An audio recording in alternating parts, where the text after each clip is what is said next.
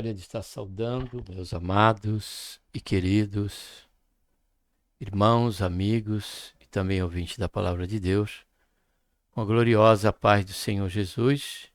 A Ele seja a honra, a glória e o louvor e a nossa gratidão por tudo quanto Ele tem feito em nossas vidas. Seja bem-vindo aqui mais uma vez no nosso canal, Voz do que Clama no Deserto. E agora, nesse momento e nessa oportunidade, dentro do quadro em que nos encontramos aqui, estudando juntos. Trata do conteúdo da lição dominical do quarto trimestre, em que é tratado em sala de aula na classe dos adultos. Você é o nosso convidado, tá bom? Avenida Rua Mato Grosso, número 150, Igreja Assembleia de Deus, Ministério da Baixada Santista. Todos os domingos estamos ali reunidos, dentro do quanto o Senhor nos permite estarmos, né? A partir das 9h30 da manhã até as 11 horas, tratando de assuntos específicos, cuja sua origem, né, seu conteúdo vem da igreja, da revista da CPAD, tá bom? E dentro aqui do quadro,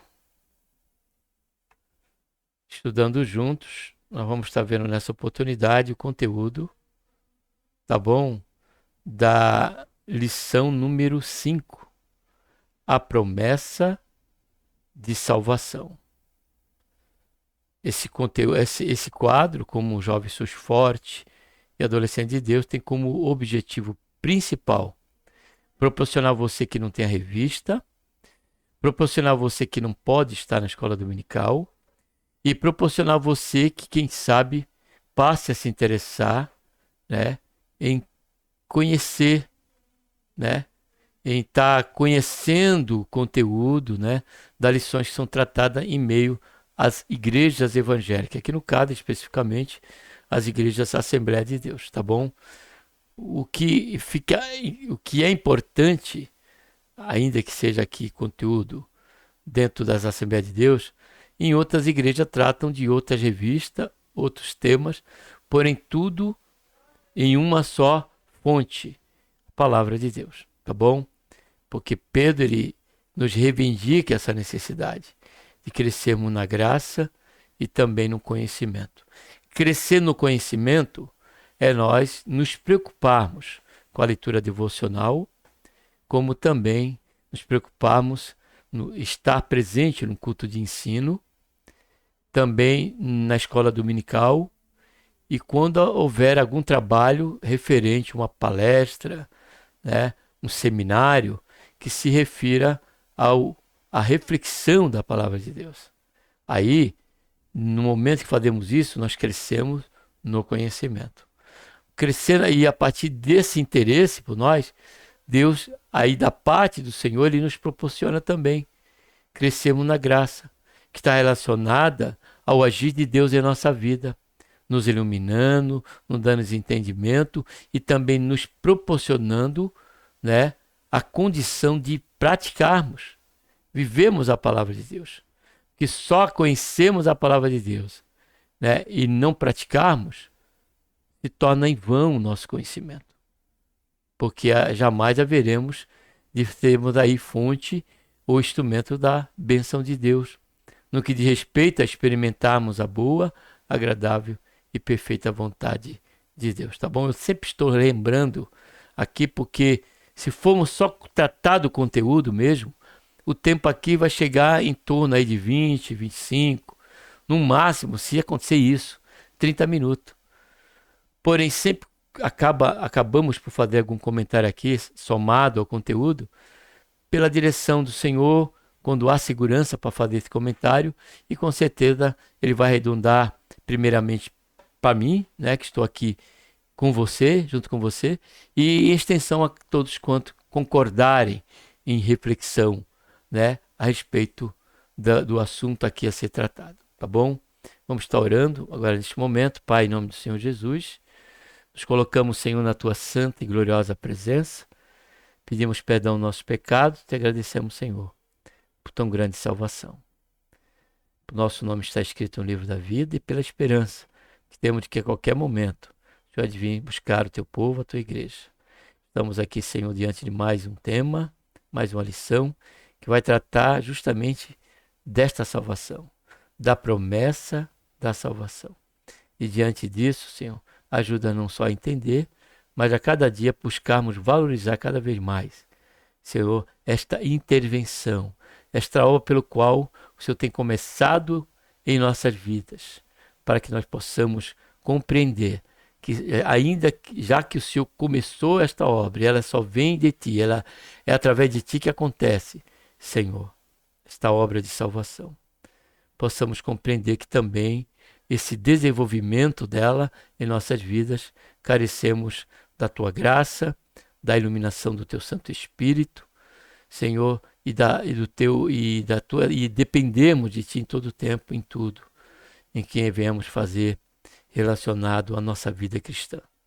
Faz isso, Senhor, é o que nós pedimos ao Pai em nossas vidas. Já te agradecemos por tudo, em nome do Senhor Jesus. Amém.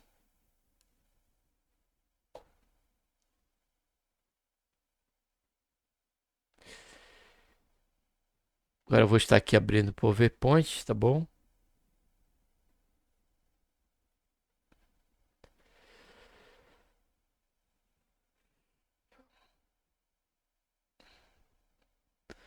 Texto áureo. Na verdade vos digo que quem ouve a minha palavra e crê naquele que me enviou tem a vida eterna. E não entrará em condenação, mas passou da morte para a vida. É interessante que essa promessa pela qual está atrelada, né, especificamente na sua essência, com respeito à vinda do Senhor Jesus, precisamos compreender aqui dentro desse versículo que tem dois termos que precisamos estar atento. Que ele diz assim, ó, todo aquele que ouve a minha palavra, agora olha só, e crê naquele que me enviou, quem? Deus, não será um processo de merecimento, não será um período de crédito, mas é algo que acontece e é garantido pelo Senhor, pela sua promessa.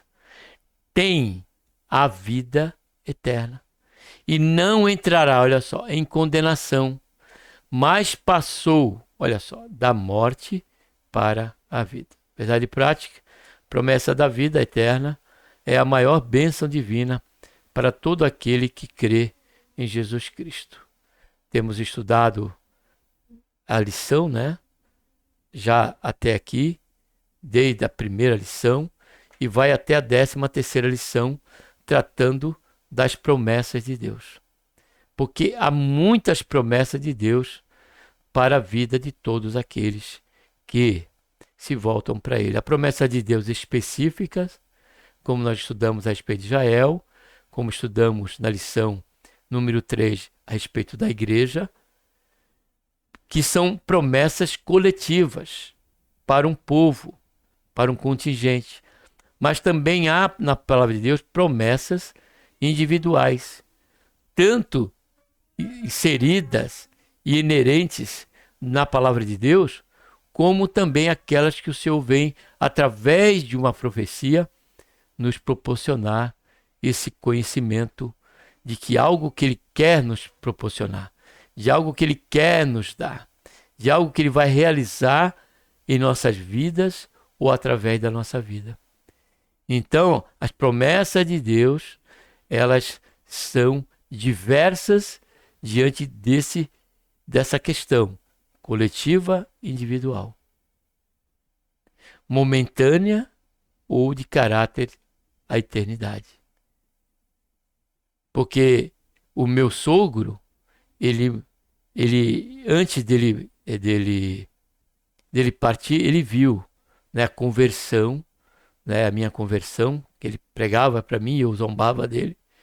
Ele viu a conversão da sua filha, minha esposa, mas de outros ele ainda não tinha visto. E hoje, parte da sua família, com uma outra filha, também já se converteu, como também o seu genro, se converteu ao Senhor Jesus.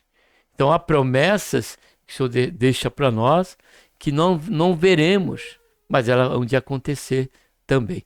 Porém, diante de todo esse contingente, essa gama de promessas que nós vemos na palavra de Deus, pela qual estaremos considerando algumas aqui durante essas 13 lições, a maior de todas, inevitavelmente, indiscutivelmente, e incomensuravelmente, é a promessa da vida eterna que Deus nos concede através da fé na pessoa bendita de nosso Senhor e Salvador Jesus Cristo.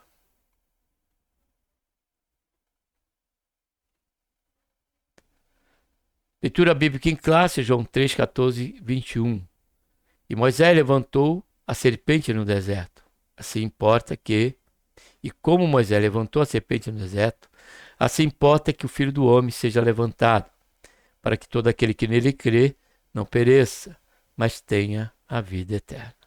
Porque Deus amou o mundo de tal maneira que deu o seu Filho único, para que todo aquele que nele crê não pereça, mas tenha a vida eterna. Porque Deus enviou seu Filho ao mundo, não para que condenasse o mundo, mas para que o mundo fosse salvo por ele. Quem crê nele não é condenado, mas quem não crê já está condenado, porquanto não crê no nome do unigênito Filho de Deus. E a condenação é esta, que a luz veio ao mundo, e os homens amaram mais as trevas do que a luz, porque as suas obras eram más. Porque todo aquele que faz o mal aborrece a luz, e não vem para a luz, para que as suas obras não sejam reprovadas. Mas quem pratica a verdade vem para a luz, a fim de que as suas obras sejam manifestas, porque são feitas em Deus. A salvação é um dos mais importantes temas da página da Bíblia, que está dentro da grade de soteriologia, dentro das academias, ou institutos teológicos. Pois é a principal promessa de Deus para a humanidade.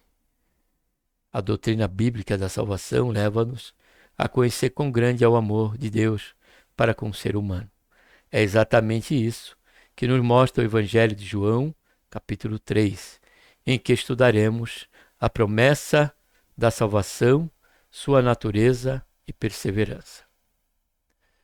Uma maravilhosa salvação. A leitura bíblica em classe nos lembra a passagem bíblica do Antigo Testamento, em Número 21, 4, 9, que trata de um ato simbólico em que a cura física seria uma realidade para que olhasse para a serpente de bronze no deserto e teria a maldição removida de sua vida.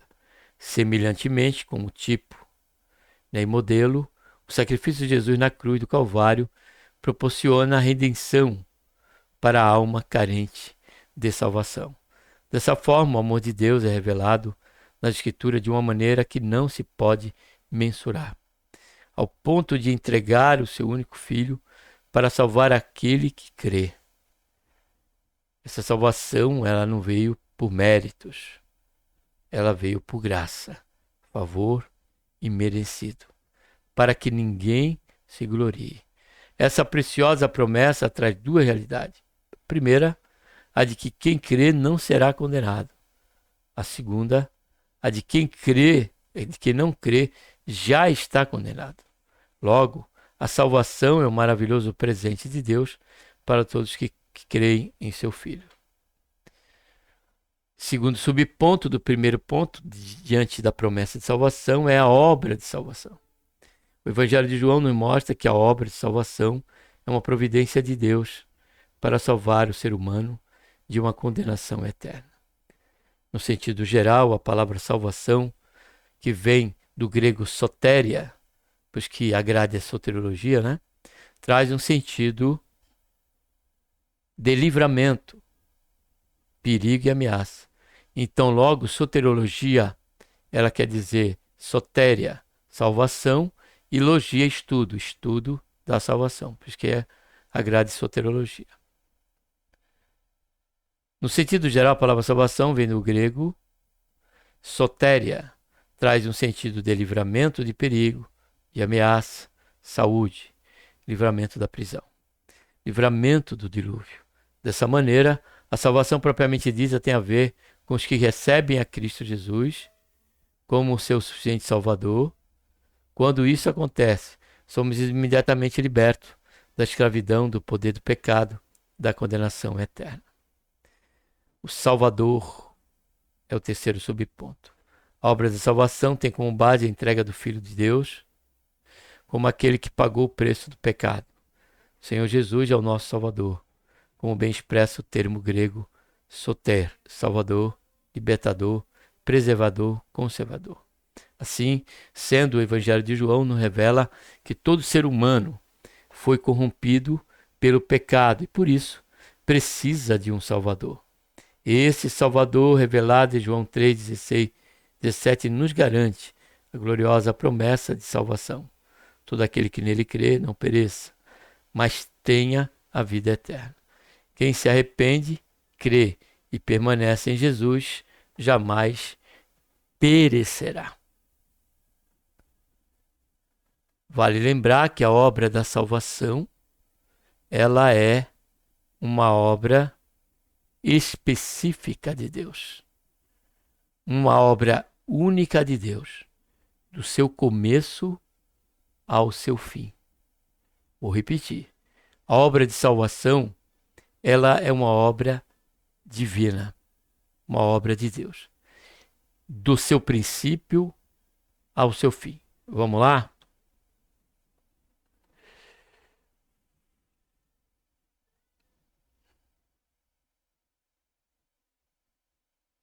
Primeiro vamos ler aqui Efésios, capítulo 2, versículo 8. A partir do versículo 8. Observe. É importante ler o 1. É bem importante, porque esse assunto é de suma importância. Se é a maior bênção, a maior promessa, então é importante nós considerarmos com cautela esse assunto. E ele vos vivificou, falando de Deus, estando vós, olha só, morto em vossos delitos e pecado. Isso anula aqui qualquer manifestação do homem, qualquer iniciativa, por menor que seja, da parte humana. Por quê? Porque o versículo diz, estando vós mortos. Creio que todos nós já participamos de velório, entender muito bem essa expressão aqui. Morto, sem vida, logo sem condição alguma, nada, nula. Vamos continuar. Nos quais outrora andaste segundo o curso deste mundo, segundo o príncipe da potestade do ar, do espírito que agora opera nos filhos da desobediência. Entre os quais todos nós também antes andávamos, olha só, no desejo da nossa carne, fazendo a vontade da carne e dos pensamentos. E éramos, por natureza, filhos da ira, como também os demais. Vale aqui aclarear um pouco, se passar de ser percebido, que essa morte está se tratando da morte espiritual.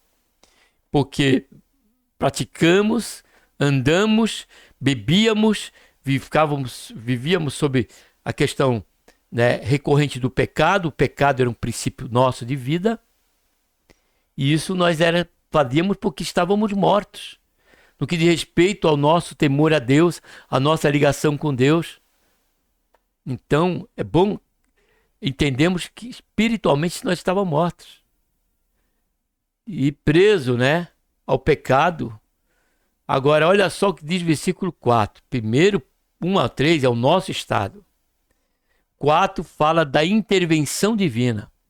Mas Deus, sendo rico em misericórdia, pelo seu muito amor, com que nos amou, estando nós ainda, de novo aqui, ó, mortos em nossos delitos, nos vivificou juntamente com Cristo.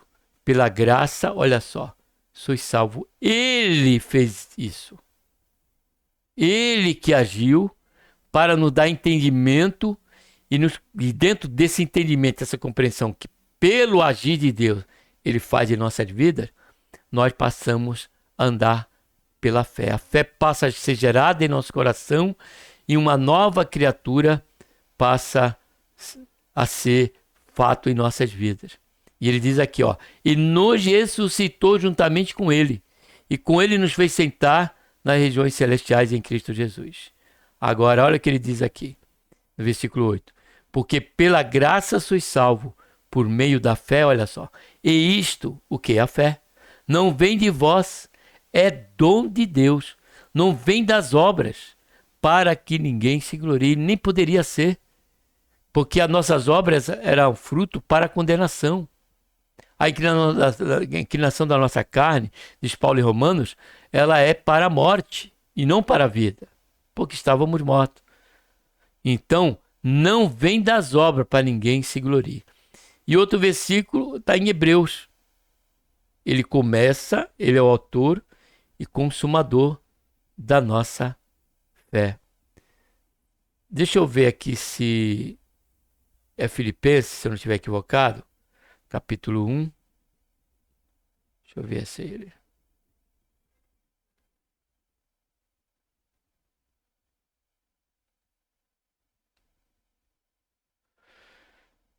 Agora eu não lembro. Vou passar aqui para... Deixa eu ver se é 1 Coríntios, capítulo 1.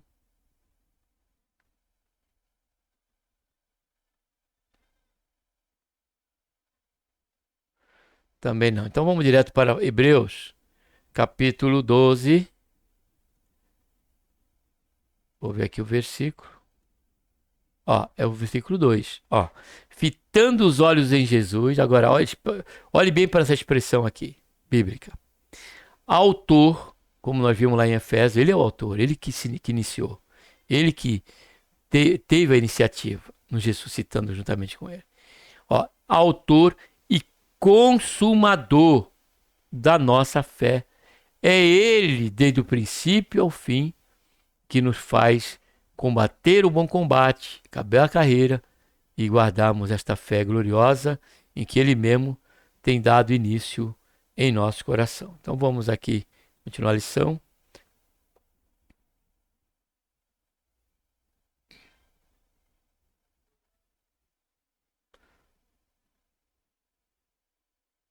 Assim, sendo o Evangelho de João, nos revela que todo ser humano foi corrompido pelo pecado e por isso precisa de um Salvador. Salvador revelado em João 3, 16, 17, nos garante a gloriosa promessa de salvação. Todo aquele que nele crê não pereça, mas que tenha a vida eterna. Quem se arrepende e que permanece em Jesus, jamais perecerá eternamente. Segundo ponto, a natureza da promessa de salvação. Podemos compreender a natureza da promessa de salvação estudando alguns aspectos salvíficos dessa grande obra. O primeiro dele é a justificação. Um dos aspectos da obra salvífica está apresentado em termos bíblicos, é a justificação. Quem é alcançado pelo Evangelho de Cristo e crê no Filho de Deus com todo o seu coração, é declarado justo, isto é, livre da culpa e do merecimento da punição divina. Ele não é mais condenado. Ele está declaradamente absolvido. Como diz Romanos 8, Romanos 8:1, né? Nenhuma condenação há para aqueles que estão em Cristo. É um salvo por intermédio da justificação. O pecador é visto por Deus como se não houvesse praticado transgressão alguma. Dessa forma, fomos justificados e por isso temos plena paz com Deus por intermédio de nosso Senhor Salvador Jesus Cristo. Segundo, regeneração. Para que a obra da salvação apresentada no Evangelho, João 3, se manifeste na vida do salvo, necessário que ocorra a regeneração, denominada de novo nascimento, no mesmo capítulo. Uma pessoa que nasce de novo passa por um processo de transformação interior em que o coração sofre uma mudança radical por intermédio do Evangelho, mediante o poder do Espírito. Essa obra é feita diretamente pelo Espírito Santo. Então o pecador se torna filho de Deus, nova criatura que anda em novidade de vida. Uma vez que nascemos de novo, passamos a fazer parte da família de Deus. Santificação. A santificação é um aspecto de salvação como resultado da obra do Calvário de nosso Senhor Jesus Cristo. Em primeiro lugar, por meio da justificação e da regeneração, somos santificados por Deus de maneira posicional, ou seja, a partir do momento da nossa fé em Cristo, nós somos separados para Deus. A santificação faz parte da nossa vida com respeito a sairmos de dentro de um mundo corrupto para fora e fazer parte do seu povo e da sua igreja. Ou seja, imediatamente. Em segundo lugar, somos santificados de maneira progressiva por meio do relacionamento com Cristo. Esse processo correrá até o advento da nossa glorificação final, por ocasião da transformação de nosso corpo no advento do arrebatamento da igreja, pois teremos um corpo semelhante ao do Senhor Jesus ressurreto. Portanto, a obra de salvação exposta no Evangelho de João, ela é completa. Ela é completa. E esse trabalhar de Deus, né, nesse processo, Paulo ele diz que o Deus de Pai, ele diz ainda, vos santifique em tudo, vosso corpo, alma e espírito. Com respeito a nós, ele diz, Paulo, cada um tenha o seu vaso em santificação. Ou seja, a partir do conhecimento da Escritura e a partir do desenvolvimento desse conhecimento na prática, há muitas coisas que haveremos de renunciar, né, pelo conhecimento da Escritura, e essas renúncias, ela promoverá não só essa santificação em nossas vidas, né, como também estamos mais estreitados ao Senhor diante dessa santificação, desse processo. O auxílio bíblico que eu trouxe aqui para nós lermos. O segundo tópico da lição vai tratar do aspecto salvífico da promessa da salvação. Regeneração, justificação e santificação. Como não há espaço suficiente, vamos enfocar aqui o primeiro aspecto, que é a regeneração. Então inicio o tópico fazendo a seguinte pergunta. O que é a regeneração? Explique que a regeneração é a ação decisiva e espontânea do Espírito Santo, mediante a qual ele cria um novo a natureza interior. O substantivo grego palingênesia, traduzido por generação, aparece apenas 2 vezes no Novo Testamento. Emprega-se com referência ao tempo do fim. Somente em Tito 3,5 se refere à renovação espiritual do indivíduo. Embora o Antigo Testamento tenha em vista a nação de Israel, a Bíblia emprega várias figuras de linguagem para descrever o que aconteceu. O Novo Testamento apresenta a figura do ser criado de novo e a devoção. Porém, o mais comum é o de nascer. Pedro declara que Deus, sua grande misericórdia, nos gerou de novo para uma viva esperança. É uma obra que somente Deus realiza. Nascer de novo de respeito a uma transformação radical. A regeneração é o início do nosso crescimento no conhecimento de Deus, na nossa experiência de Cristo e do Espírito, no nosso caráter moral. Terceiro ponto, promessa e perseverança na salvação. A base da promessa da salvação em Cristo. João 3 mostra com clareza que nosso Senhor é o centro da promessa de nossa salvação. Deus escolheu um povo dentre pessoas pecadoras que arrependeram e crerão em Jesus Cristo, nosso Senhor e Salvador. Logo, a Igreja de Cristo, o povo de Deus, é constituída de pessoas unidas ao Senhor Jesus. Assim, fazemos parte do corpo de Cristo e isso só é possível por causa da obra consumada no Calvário. Segundo ponto, a apostasia individual. Na Escritura também encontramos uma grande advertência concernente à promessa da salvação. A Bíblia nos mostra que salvação não é incondicional, pois as pessoas podem resisti-la. E também mostra os que a receberam, experimentaram o amor, o perdão de Deus, pode romper esse relacionamento rejeitando por completo os ensinos fundamentais revelados na palavra de Deus. Apostasia doutrinária. Bem como tornando-se novamente escravo da prática do pecado, apostasia moral. E isso denominamos apostasia, que implica uma rebelião contra Deus, abandonando propositalmente contra Deus, o abandono proposital da fé que uma vez foi entregue. Há diversos registros bíblicos que confirmam essa possibilidade. Terceiro subponto, a promessa e a segurança da salvação. A promessa de salvação também nos traz um consolador a certeza, aquela mesma que o apóstolo Paulo escreveu. Mas de ambos os lados estou em aperto, tendo desejo de partir e estar com Cristo, porque isto ainda é melhor. O ensino bíblico do Novo Testamento afirma que a Ao passar pela morte, o salvo já está imediatamente com Cristo. Assim, o que crê em Cristo se submete a Ele como seu Senhor e, mediante o relacionamento pessoal com Cristo, estão definitivamente seguros para a vida eterna. Olha só, vou ler novamente aqui essa última parte. Ó. Assim, os que creem em Cristo se submetem a Ele como seu Senhor, mediante um relacionamento pessoal com Cristo, estão definitivamente seguros para a vida eterna. Concluindo, a promessa da salvação nos lembra de que não podemos descuidar da nossa conduta diante de Deus e do mundo. A salvação, em primeiro lugar, depende de Deus, que estende a sua mão ao pecador perdido. Mas também é necessário que o ser humano aceite humildemente o amor e a graça de Deus em seu favor. Quem crê em Jesus é salvo, mas quem o rejeita permanece perdido em delitos e pecados, ou seja, mortos, né? Essa condição aí. Que Deus, por intermédio de Cristo Jesus, nosso Senhor, nos abençoe e um abraço a todos. Vamos estar orando, Pai, em nome do Senhor Jesus. Nos colocamos, Senhor, na tua santa, gloriosa presença. Pedimos perdão ao nosso pecado mais uma vez. Queremos te agradecer, Senhor, por este rico conteúdo em que trata, Senhor, da tua salvação, salvação das nossas almas. Obra esta, Pai, começada pelo Senhor. Certamente carecemos, Senhor, da administração em todo o decorrer dela em nossas vidas.